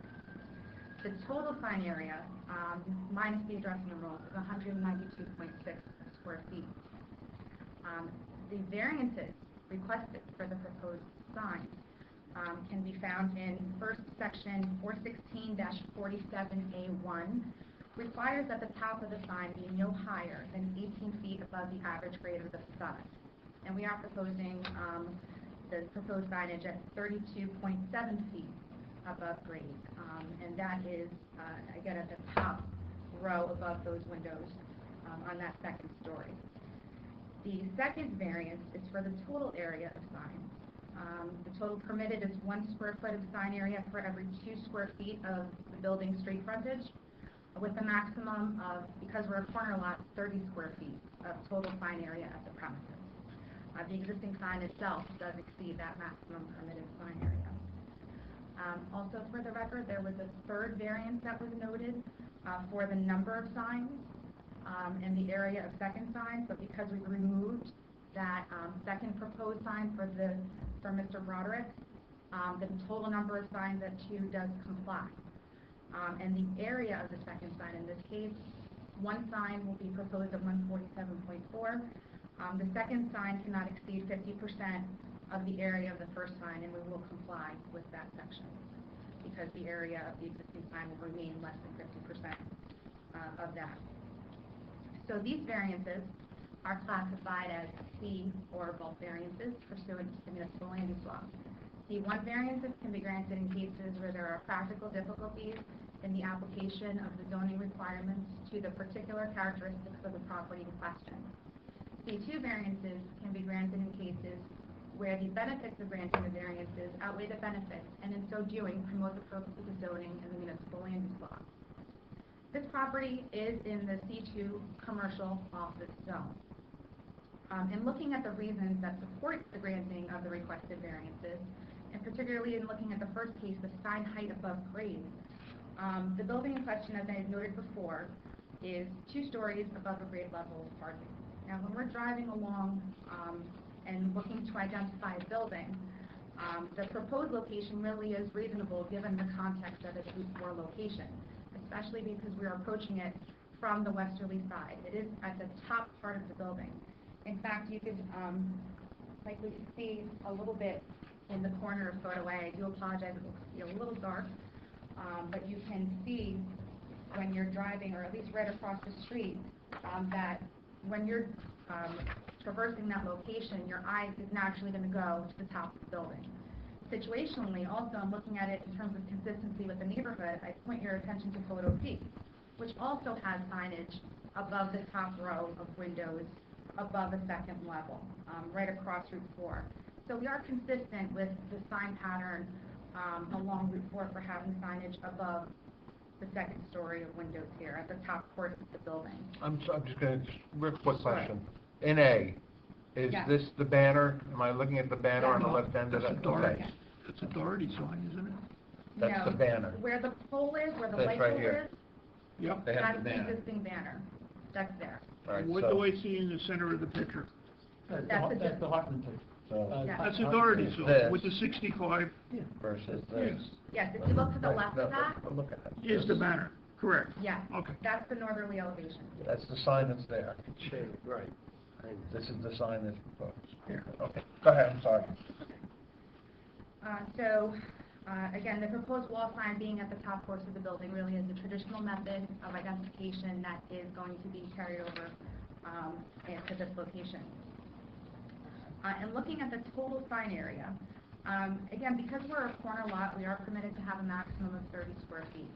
But when measuring in accordance with the linear frontage requirements of the alternate method of measurement in the ordinance, the linear frontage of the building along Route 4 is about 135 feet, resulting in 67.6 square feet of total sign area, whereas the linear frontage of the building on Grand is 108.6 feet, resulting in 54.3. So those combined result in 121.9 square feet of permitted sign area, but we are, again, forced to use the 30 square feet.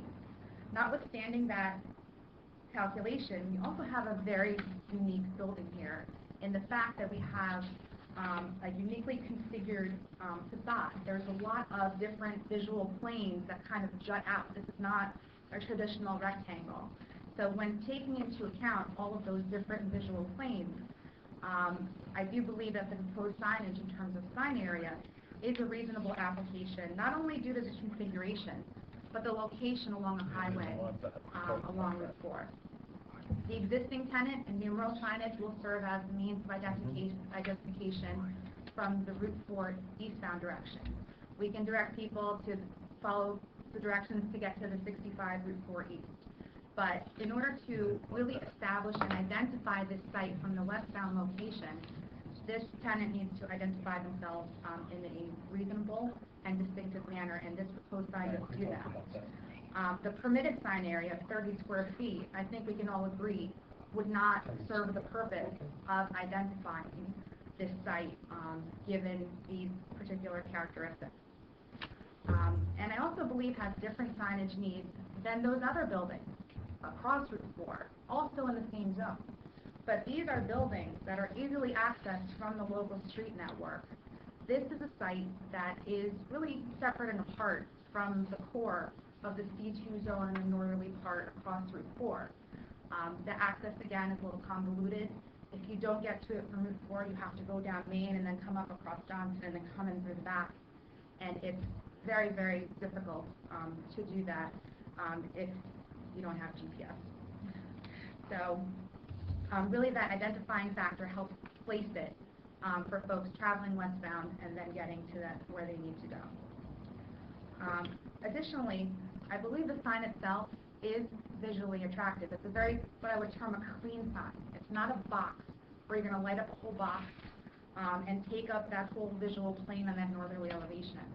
By having wall-mounted letters, there are several voids within that sign that doesn't account and amount to one huge sign area. The sign itself is 2 lines. So you do have the Brandon Broderick on the top with attorney at law on the bottom. And that size, that gap to the left of attorney at law takes up about 1/3 of the total sign area. So we here 147 square feet, but the actual sign area is closer to about 107 when you don't count that void to the left of attorney at law. So that does bring those numbers down substantially. And then again, in terms of the size of the sign, you've heard testimony from the sign expert that the lettering of the size is appropriate in terms of public safety in order to have somebody have enough line of sight and visual time to be able to make that exit. They want to identify that building as far in advance as possible. So the lettering height and overall size of the sign do help accomplish that public safety component, which we look to do in terms of signage. The master plan itself in 2009 does address and provide a specific recommendation that perhaps the sign ordinance really should be modernized. I think in recognition that that 30 square feet in particular locations may not cut it. It does recommend a review of the current standards, but I think we also have to look as to why those ordinances were there to begin with. So across Route 4, we do have some structures that appear to have formerly been dwellings that were converted to commercial usage. That's why you don't want to see a sign higher than 18 feet, because it's going to get up into the roof line and really mar the aesthetic character of those peaked roof structures. That's not the case here. We have a 2-story flat roof building that's taller than your traditional dwelling appears to be. So that sign height really is necessary in order to gain that visibility, particularly when you're approaching it from the opposite direction of Route 4. This application also has to satisfy the negative criteria in terms of the impact to both the neighboring properties and the zone plan. In my opinion, the signage is appropriate to the regional commercial character of the Route 4 corridor. The signage is directed to motorists. So although there is concern about the coloring of the sign, I think it's important to note the orientation of that sign. This is not a sign that's going to be facing motorists as you're driving eastbound. This is not a sign that's going to be directed to residents. This is a sign that has to accomplish a specific purpose for visibility.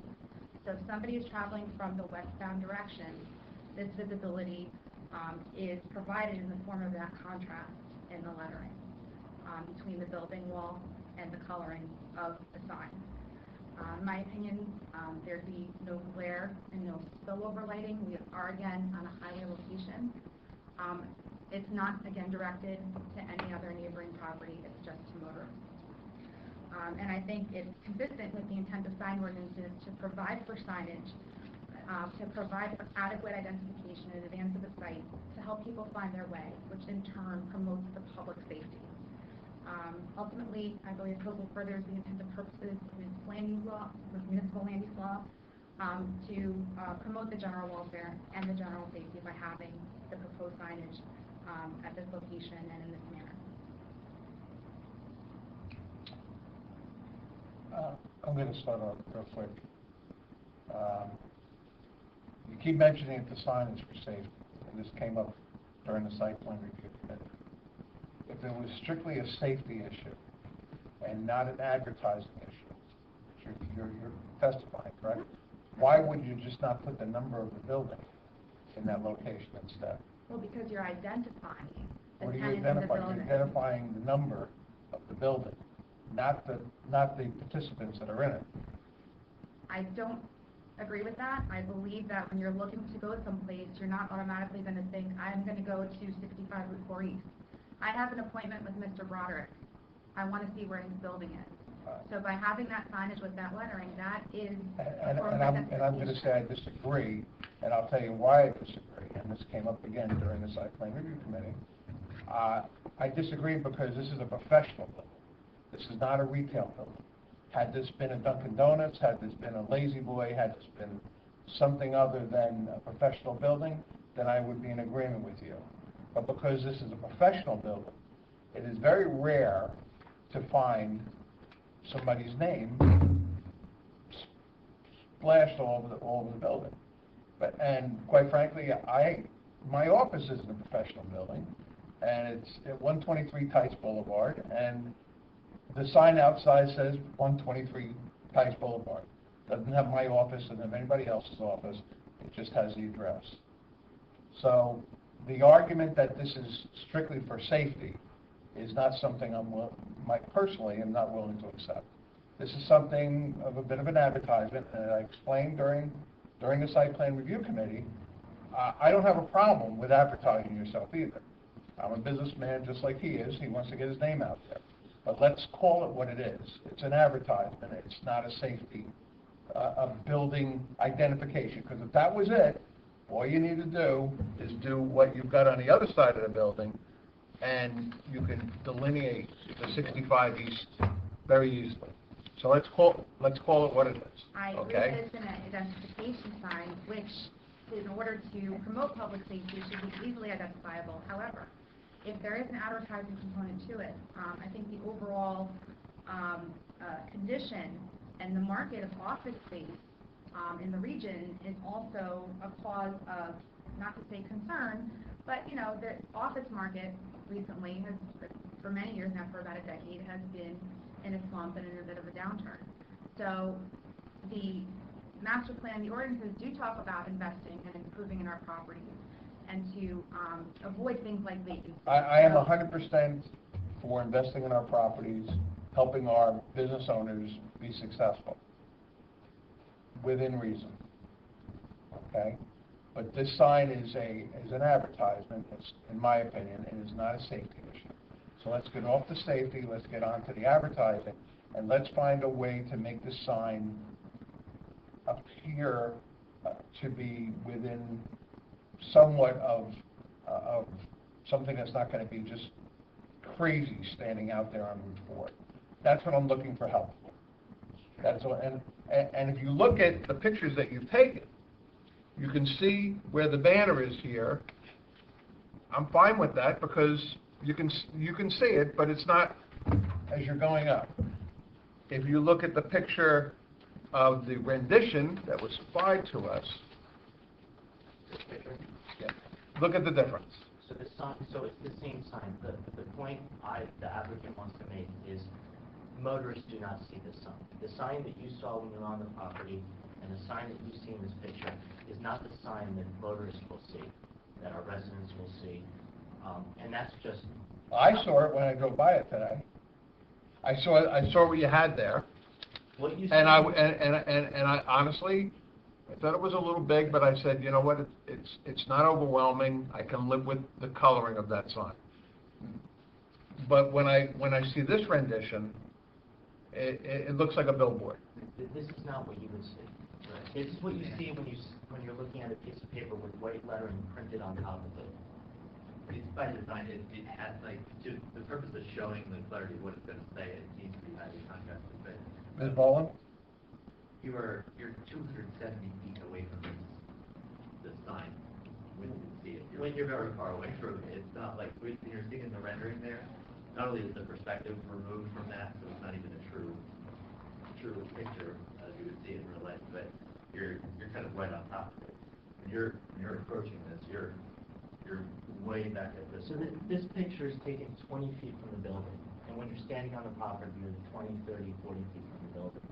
When you're a motorist approaching the building, 2,000 to 3,000 feet from the building to catch that exit before the white line starts that you would have to cross over and potentially hit another car.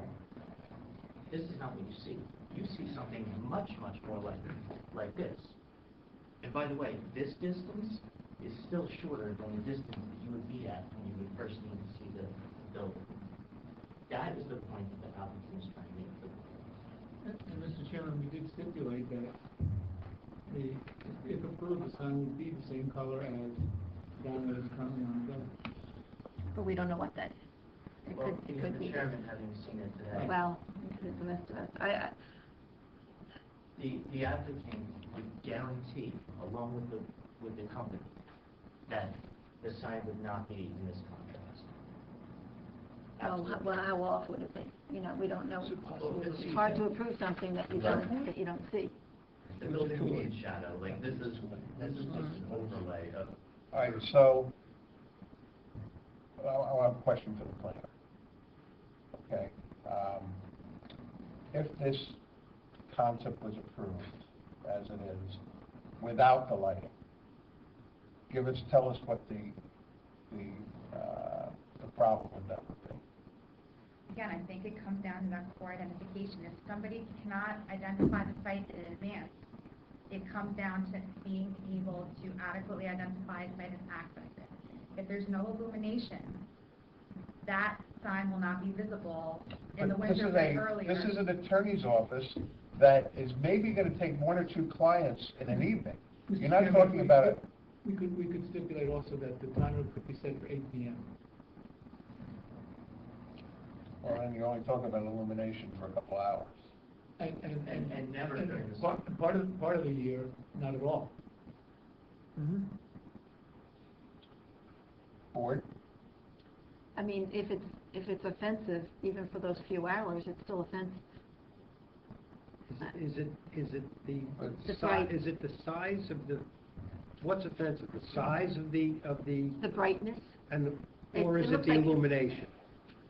And the brightness? It's the brightness or the size? being illuminated. It's the illumination. I see advertising, and it just seems like it's screaming when As it's the lit. sign professional stated, this is a standard type of fixture. You that should be is aware, not- by the way, Ms. Boland is a licensed professional. That's all right. I'm talking as a resident, Yeah. Right. you know, and hearing the rest of the town saying to us, who approved that crazy sign on the floor? It's the. And that's what happens in town, by the way. Has anyone As looked at the town regarding the banner that's been on for 2 to 3 months? It's not lit, is it? It's not lit. That's my You were asked on it. I apologize. Your name plate is not on. Mr. Malstock. Mr. Malstock asked about the size also, and I think that's where you were going. No, my concern is the illumination. So at around 5 o'clock during the winter months, the sign would have zero effect for motorists. And we often hold depositions in the evening. Most of the depositions are actually held in the evening.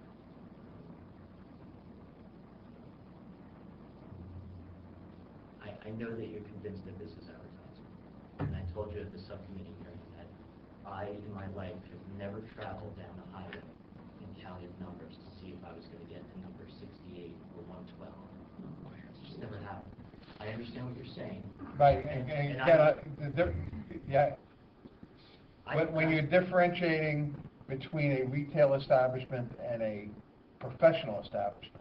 1,000% agree with you. And that's when I agreed with you at the subcommittee hearing. But I don't think anyone here has ever traveled down a highway and counted numbers. And we discussed the Hangen building, one of the biggest office buildings, one of the biggest professional buildings on Route 4 in our area. Everybody knows it. Sit here today. and not one single person knows where the address is, or where it's even located on the building. I So agree. so just so I can clarify the issue, you're drawing a distinction, maybe with reason, that because this is on a highway, that it should be treated differently than maybe all other signage in River Edge. When it's a In commercial zone, on Yeah. Kinderkmack. For the purposes of, the idea is that it's a professional building. Obviously, it's a professional building, and the distinction's made that it's on a highway at a very unique position on the highway. So it's a highway plus a surface road on a corner lot. So yes, that's exactly what I'm saying. And I that's would why take it you a would step further. consider, Excuse me. I'm sorry. I'm just saying, that's why you consider this size of a sign, because of the roof work. It's, you know, absolutely, it's just, it's like, I would take it a step further to be that it's this location on Route 4, separate and apart from the other portion of the C2 zone of all the other office buildings. I think this is a very unique site with very unique signage needs that wouldn't apply. It would be no more bright than total line. I spoke to the sign guy. It would be no more bright than total line. It would be no more bright than approved planning. In fact, he even told me that the big white box would be even brighter than your sign. So it does fit in, and I know that that's not the board's concern, but it does fit in with the highway area. It's not a special sign made for my big ego, right? I'm not disagreeing with you, but I'm also presenting a huge component of it. Counselor. Well, I think again, you know, with the stipulation that it would go up at 8 o'clock, we're talking a couple hours. You know, in the winter, it gets dark at the earliest, I think it's at 4:45 on December 21st. So it would be 3 hours. So I have a question for your client. If I were going to a deposition at your office, what time would I be arriving? We've had dozens, 5 o'clock, 5:30. Okay, so maybe we can turn it off at 7 and have a fair resolution to it. I have clients, you said I have a couple of clients. I have clients, You just said but that's you're after hour depositions. We have clients coming from all over in the evening. Would many be showing up after 7 o'clock? Not many, no. Okay, so 7 o'clock was approved. It wouldn't really hurt you, wouldn't hurt you. Yeah, but the real question is, how many of the people that come to your office don't know what they're looking for, or have never been there? It's pretty much, that's a huge percentage. So the doctors, other attorneys, clients, especially if we're talking about from other areas, right? So in fact, one of my clients is actually right across the street. So they've been to the office before, they've been to my downtown. You probably wouldn't need the lights though. So mostly, I would say that everyone that visited my downtown Hackensack office today, probably about 10% have been there before. We sign up a new client, and then everything else is done by the mail. When you have to appear, they come in, and that could be 6 months to a year later. well, how does everyone else feel? Mr. Caslin? I still don't buy the fact that it's safety. I think it's blatant advertising. But I understand the need or the desire to have some sort of identification signage out there.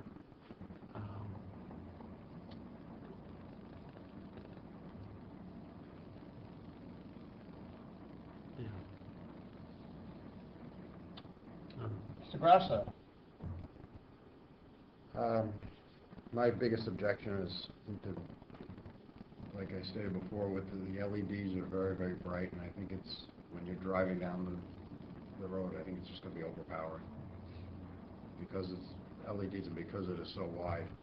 It's no more bright than any other sign that's on the highway. And it's not like you mentioned the headlights, this is not an issue where the driver's driving and the headlights. Right, Would you be willing to stipulate that if we did allow the lighting, and we haven't come up with a time yet, but if we did allow the lighting, the arbiter would be our planner. And if he thought it was too bright, it would have to come down to a more within the area type lighting. We kindle one? No, About it the same as total line or less? I would absolutely, I mean, I would really, Tom, are you comfortable with that? I was about to suggest that condition after you pulled the board, but one of my thoughts was just that potentially if they were allowed the illumination, give a period of time to review it and see if it works or doesn't. But then, consider alternatives, either shut it off, or obviously it might bear a cost to either replace the sign with something with, less intensity, or just have it not lit altogether. I mean, that would be the alternative if it is determined to be too bright. You allow our planner to be the supervisor of that, and, But what about the same intensity as total one? if you keep it at the same intensity of the total line, I don't think Mr. Behrens would have a problem, because they don't have a problem. At least we have a standard then, and I know that. And I think that's a good standard. Would be reasonable, but by the same token. Here's what I'm trying to, measured. if, and this is just my opinion, if the lighting is reflective of what's down the total line, then you'll never hear me complain. But if I go down there and I go, holy mackerel, Mr. Browder, then I'm gonna have a problem. Right. So that's why I think it would be good if our planner was the arbiter of that. And I think that as long as there's no complaints, and I don't think you'll have a problem. And we're reasonable, and we're a reasonable board. We're just looking for some clarity here, without it being too clear. Does the board agree with that? Sounds good. I'm just gonna ask the sign guy questions. In terms of comparing signs, looking for apples to apples comparison, what would be the measure by which to go by? Well, you already have one stipulated in your code, I was just. But if we're comparing, say, the total line sign to this sign, what would be the Forgive me, in terms of what? Pennsylvania, I'm not super familiar with that. So we'll find a mechanism, I think. You'll make yourself familiar with the total line sign then, while you do that. It's a good place to stop on the way home, by the way. If they keep the lighting within those boundaries, I personally think the 8 o'clock time, I think, would be fair. That he's getting his advertising in, he's getting his clients in the building, that somehow they miss that, they'll need some glasses.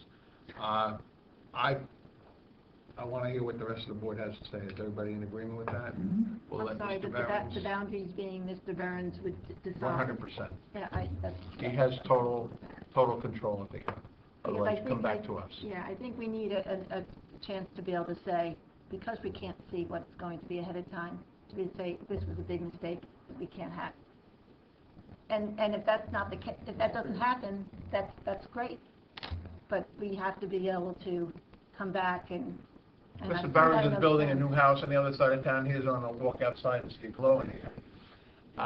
Is anyone familiar with the total line sign? I am. The background to it, is that white or is it ivory? No, it's colored. Yeah. I'm agreeable to that.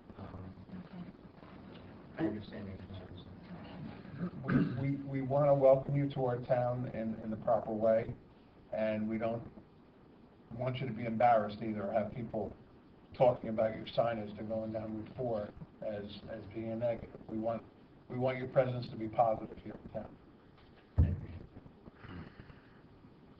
We're good? Good. So just for a point of clarity, so the kind of, there will be a honeymoon period, so to speak, or some type of extension for final say on the issue of only the lighting. Okay? That's where we are right now. That's where we are right now. maybe a 6-month period, assuming it's winter time, the 6 months. Yeah, whatever the board determines to be fair, from the period that the sign goes up and is illuminated, some review period, and then if there is an issue, sometime that it has to get corrected. And once we get past that honeymoon period, it won't change without you coming back before the board. I say after we get past that honeymoon period, it won't change after that honeymoon period unless you come back. Like, in other words, you say, I decided it's not quite bright enough, let me just turn it up a I little don't bit. think I have the ability to do that, 'cause if I did, I You would- could, I mean, he could probably make an No, I adjustment on think we the, addressed it, I think if I could lighten it, I would, I don't, it's just one light. Yeah, it's just, and even these are single strokes, so it's just one single Okay. stroke. So that should be. Mr. Berenger, okay with that responsibility? Perfect. We trust you. Okay. I think the matter of, we were speaking about before about the color of the letters. I think it is a much softer look. I just have to disagree with you on, you're saying that the color, other than blue, you're saying the color doesn't make a big difference as far as the intensity of the light. I mean, I can see signs that have, lighted box signs that have an ivory background versus a white background. I mean, it's definitely easier on the eyes. I when think it's they all agreed white. that they were gonna stay in line with the ivory type color that's in that, Is that what on you're the gonna do? temporary sign. Is that correct? It's not gonna be a bright white, it's gonna be just a little softer. Well, I'll tell you with 100% certainty that is white. So what you're seeing there, it might look off-white or so, but it's because But it's not gonna be as bright as what we're seeing Right. here in this, okay. All right. Anybody else? Yes. My turn. Yes, sir. You think I was gonna go without having a comment? For the record, as a planner, the Brandon Broderick sign, is that the best location for the sign for the westbound traffic? Certainly, Okay. unequivocally. Now that we've killed that sign, let's move on to Doherty's sign. That sign is going to remain. Correct? I Right. believe, okay. Except they. That is internally lit, that sign? No, that is not. No. It's not lit at all? Okay, and it will not be lit? Okay. So we got that understanding. So the poor people going eastbound, they're on their own. All right, they're gonna rely on the 65 East Route 4, okay. Okay. All right. Good? Yep. Just for the record, we discussed it early on. Your client has agreed to re-landscape, correct? And clean that property up. And he's also agreed to restripe the driveway and Not correct. make the driveway look appropriate. Okay. Then I believe that I'm good, that's for the record. Okay, at this point, yeah, we don't need to go to the public because there's nobody here. So we'll go on record by saying that. And at this point, if there's no further discussion from the board, I'll entertain a motion. Wow. Let's see if we, nobody volunteers. I see the hands going up. Let's see if we can piece this together. The number of signs, we have the existing, I'll call it Doherty sign, that remains. The only thing that will change on that sign is the wordage at some point in time, because it's a tenant sign. Correct. The proposed Brandon J. Broderick sign is going to go where it's proposed on the north wall there. And the existing monument sign or ground sign that says river, whatever, is going to be removed. Correct. Okay. From the standpoint of the Broderick sign, the color will be what is now displayed on the banner, or very, very close. Correct. If anything, leaning towards a more off-white rather than the bright white, which is the board's intent. From the standpoint of lighting, we believe agreed that we're going to have the LED lighting. That was almost 3-foot candles. I believe it's a sign 2.9, I think was your number. Measured at 5 feet. 5 feet away, okay. And the timing for that sign was going to be Dusk? No, I think, didn't you say, what was It was gonna, I'm sorry. 7? Dark till 8, I believe. Till Was 8. it 8 p.m. 8 Okay, p.m. 8 p.m., okay. And, the intensity of the sign and the timing of the sign illumination was going to be, reviewed, By our planner. by our planner in the first 6-month period, and he'll report back to the board. If there's any suggested alterations and changes, the applicant will come back to the board, and we'll review it collectively. What did I leave Did out? you get all that, Carol? I have it. I spoke too I fast. bet, no, you didn't. I think your last comment with respect to the illumination intensity, we're gonna be guided Okay, loosely, by the Total Wines signage, as the benchmark. as Mm-hmm. in accordance with your planner's directives. Right. And, I think you nailed it. Those are the conditions that I wrote down. Counselor, are you all good with that? Yes, sir. Do I have a second? Who made, Mr. Mayorman? Hold on. Mr. Merriman made that. Okay. The Mayorman made the motion to approve with those conditions. Second? I'll second it. Roll call, please. Okay. Mr. Arakelian? Yes. Ms. Bowler? Yes. Mr. Mayorman? Yes. Mr. Grasso? Yes. Mr. Castle? Yes. The application's adopted. Thank you very much. Congratulations. We appreciate your efforts. Stuck a Total One on the way back, you might enjoy it. Well, they both, I don't know. Don't mention my name now. Just a word with Mr. Barrett. No, nothing. Right, so in timing of Kindercomack Road, as you can see, we're tight on on attendance.